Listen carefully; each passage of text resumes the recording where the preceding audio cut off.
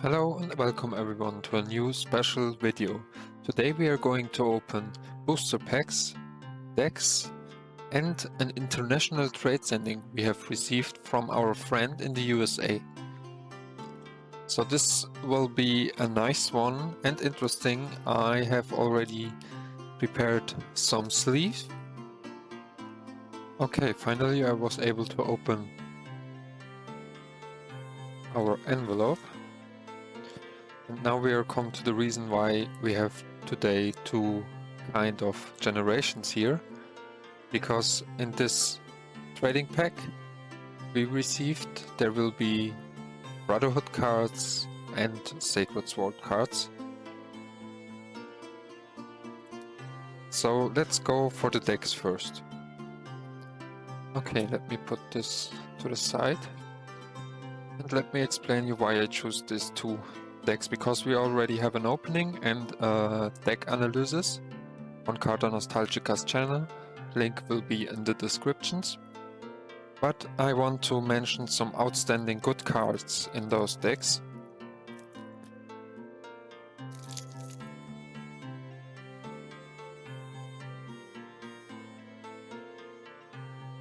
Okay, let's go into those cards.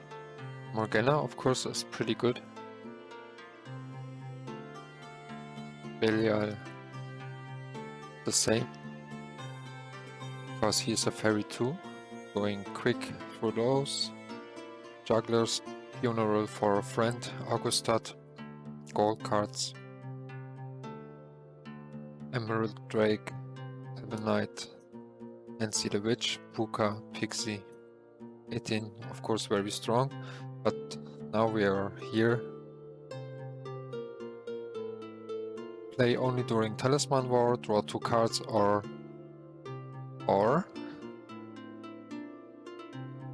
give your allies +2 strength until the final phase. But you're most likely going to choose the draw 2 cards, but in some situations to add strength is also pretty good. So those 2 cards I was looking for. Now let's go through the rest of them. 3 goblins, gnomes, bogart and cantrip. The fairies are a rare breed that dies at each twilight. Their powers are rooted in old magic that still exists in secret woods and hidden lakes. Remember that some of them will not be willing to leave without a struggle. Sacred Sword is the story of King Arthur and the knights on the Round Table. Noble men that fought for a long forgotten ideal, the knighthood. Unleash mythical creatures and mighty armies to defend your castle in this latest edition of the highly strategic Myth and Legends CCG. This box contains an official rulebook and pre-constructed decks of 50 cards, 3 royal rare, 12 courtiers uncommon, 19 vassals common, 16 gold cards. Request. The bards sing and the maidens dance. Joy fills the kingdom, although it is fleeting outside. Dragons threaten the kingdom with their pictions and Saxon slaves. Hidden behind smiles, we forgot our troubles. Let us dance. And the rest is the same as the fireball. So Sir Percival is also pretty good. And also Disloyal is a pretty strong card. Bugbear, Celtic Totem is interesting. Bobo Goblin, it's a little bit too costly. Okay, gold cards.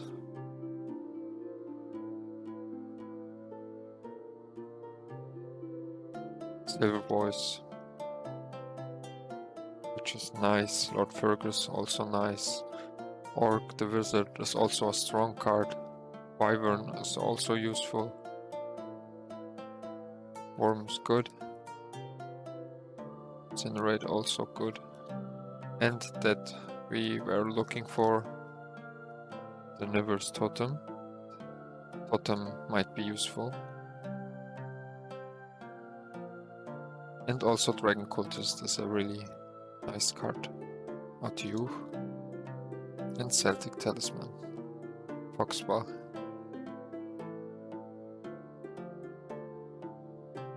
So those are the cards you're looking for. Disloyal, Karnak, Sir Percival, Dragon Cultist, Niver's Totem. Really nice card. Okay, now let's go into the international trade package. Okay, I just took them out of their package. Now we can take a look at those cards. Fireball. Really strong. Sacred Sword. Talisman. Viking. Three Sisters. Really good controlling card in Sacred Sword because during Talisman War, only once per turn, you may pay 2 gold to return any ally to its owner's hand. And a Royal Sword, which is a gold card and is a unique because it's really strong.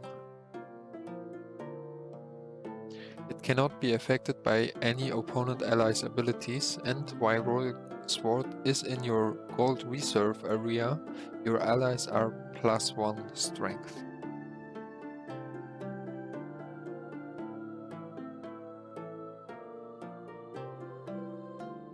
And this one is a promotional card, because this is the same Royal Sword but just non-foil, which is really interesting.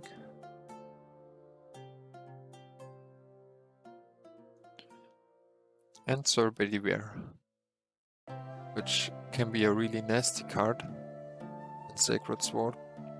And a Fetish, which is for my collection. When Fetish comes into play, it permanently gains +1 strength for each gold card in play by one opponent. Oracle is pretty strong.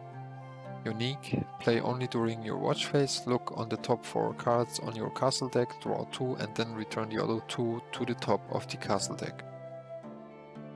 And Valkyries, unique, annul an opponent's non-gold card.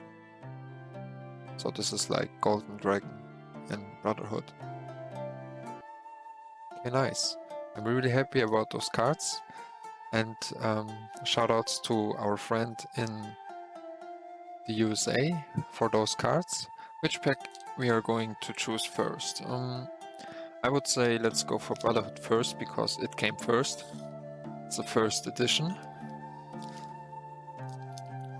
So let's go.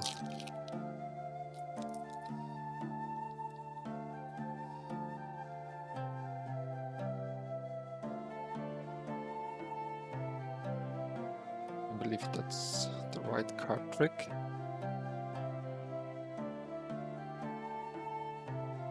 Achilles, which is a useful one. Play only during Talisman War, choose a blocking ally.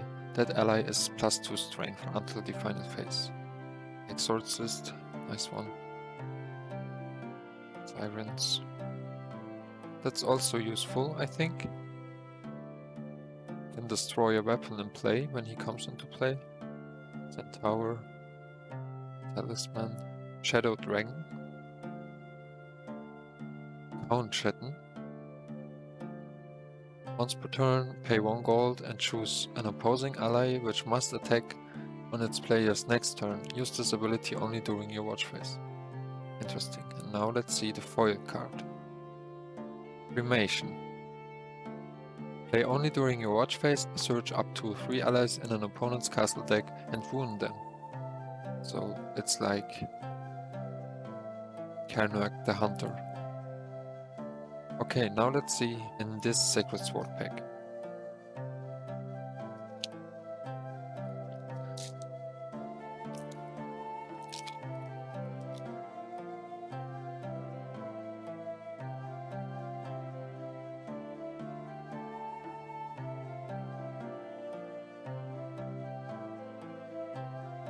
Mulvan the Dragon. During Talisman War, only once per turn, Mulvan the Dragon can double its strength. If it does, exile it in the final phase.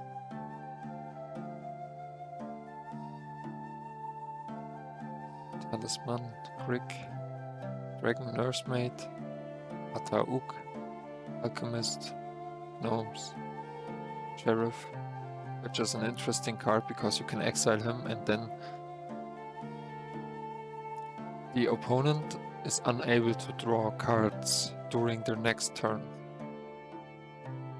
Augusta Dragon, also nice one, and Sir Hector. Now let's see the foil card. Water Dragon. During the turn, Water Dragon comes into play. Dragon allies cannot be affected by talismans. Thank you everyone for watching, and I hope to see you soon in the next video.